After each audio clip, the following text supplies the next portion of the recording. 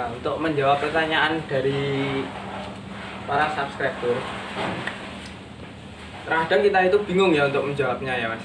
Iya. Karena gini, kalau nggak lihat secara langsung, kita tidak bisa mendiagnosa apakah yang apakah part-part yang rusak atau yang gimana ya, yang aus dari motor itu. Jadi kalau cuman tanya, misal di head saya kok bunyi kasar, lalu di blok saya atau di bagian yang lain kok bunyi kasar lah. Kemelitik sing Ya. ngene Mas biasanya Mas. Nah itu kan misalnya di head kan ada banyak part-part yang bisa menyebabkan kasar. Nah kita akan memberikan sedikit gimana Tips ya? apa gitu Mas ya? Sedikit Untuk mengetahui. pengetahuan lah tentang apa sih yang membuat kasar di motor.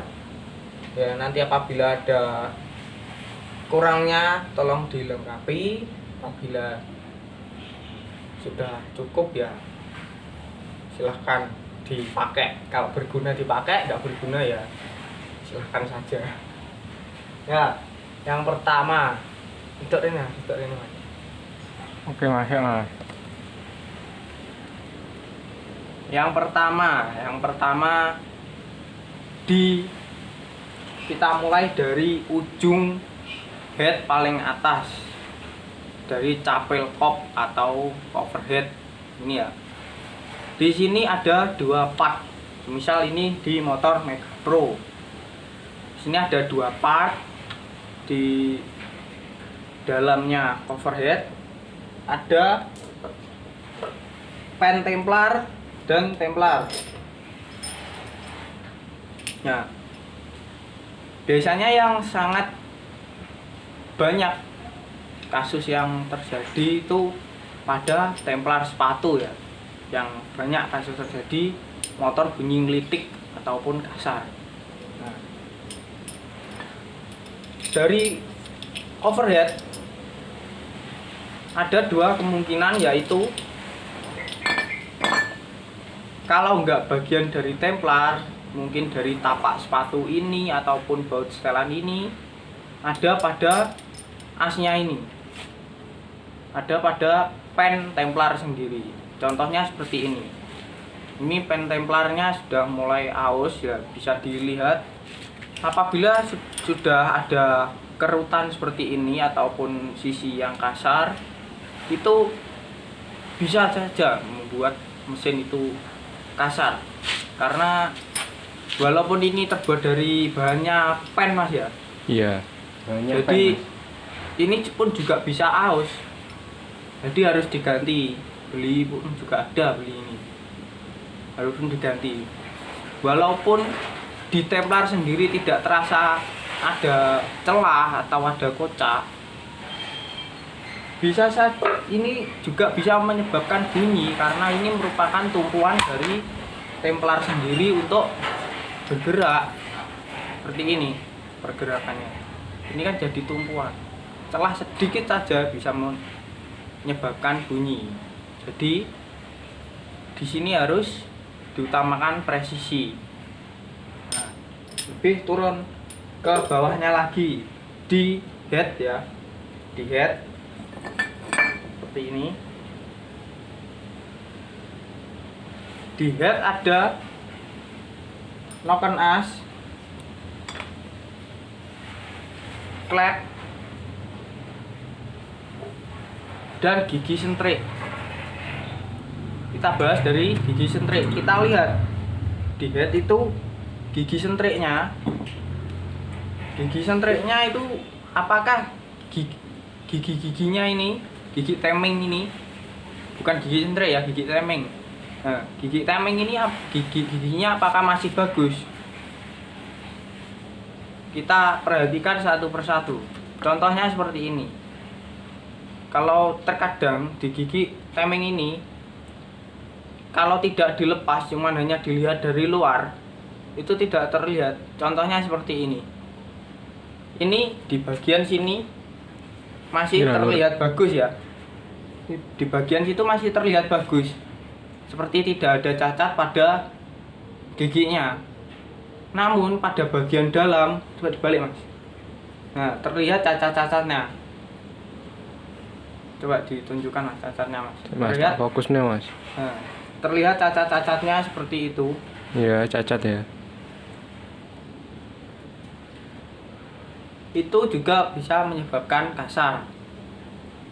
Karena di rantai keteng atau rantai kamprat tidak bisa menapak dengan sempurna pada gigi sentrik itu. Nah, lanjut. Setelah gigi sentrik ada noken as. Dilihat dari noken as seperti ini, contoh noken as di bagian apa ini? Camshaft. Apakah masih bagus atau sudah aus? Jadi dilihat di sini, bagian sini. Apakah masih bagus ataupun sudah aus? Dan kalau sudah aus, otomatis templar tidak bisa menapak dengan baik ya di sini. Jadi templar tidak bisa menapak dengan baik di sini, di permukaannya. Jadi harus ganti noken as ataupun dipupuk lalu dicam ulang lagi. Yang kedua, dari bagian noken as ada bearing. Di bearingnya ada dua ya, bearing yang kecil dan bearing yang besar. Dilihat apakah bearing masih bagus ataupun sudah kocak, bisa digerakkan seperti ini, digerakkan ke kanan dan ke kiri seperti ini ya. Kalau sudah kocak pasti terasa. Ada kocak sedikit pun itu sudah terasa dan juga menimbulkan bunyi ya, walaupun kocaknya hanya sedikit. Nah, lanjut ke bawah. Di sini ada head atau kop, biasanya wong Jawa yang ngarani kop. Nah, di sini Sebutan ya, sebutan. nah, ada klep atau valve, katup. Nah, di sini ada klep.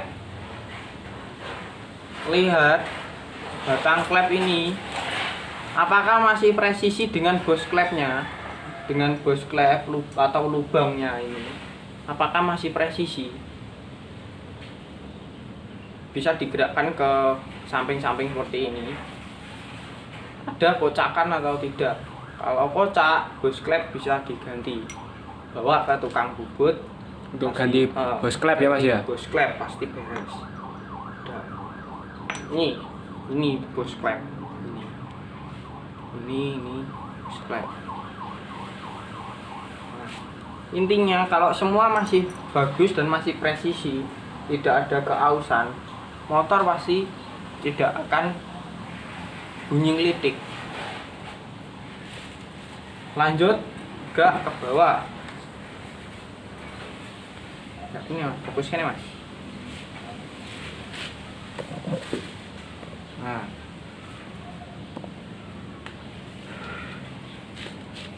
lanjut ke bawah. Di sini ada blok dengan isi piston. Lihat di piston pada bagian blok apakah masih bagus atau sudah tergores. Biasanya paling banyak terjadi piston tergores karena sirkulasi oli atau oli yang dipakai itu kurang bagus. Nah, semuanya itu sebenarnya kembali ke oli ya. Semuanya kembali ke oli.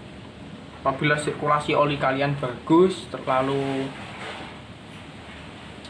oli yang kalian pakai itu bagus, pasti semuanya akan awet.